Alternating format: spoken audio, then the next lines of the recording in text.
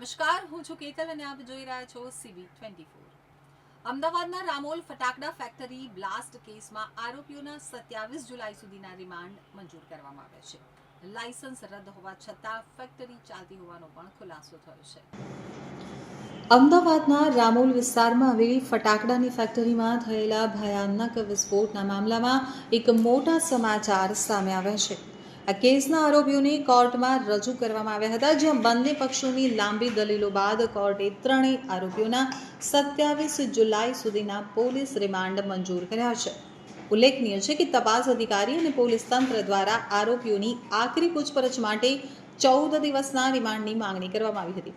તો સુનાવણી દરમિયાન કોર્ટમાં એક વળાંક આવ્યો, જ્યારે કોર્ટે સવાલ કર્યો કે ત્રણમાંથી માત્ર 2 જ આરોપી કેમ હાજર છે।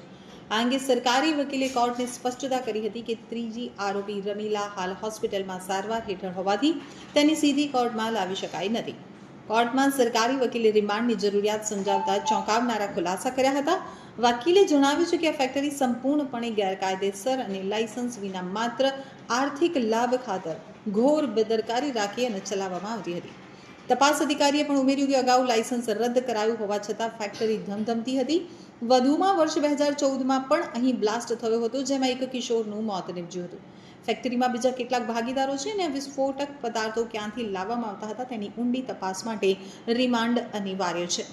આરોપીઓ તપાસ દરમિયાન ભાગી ન જાય તે માટે પણ કસ્ટડી જરૂરી છે।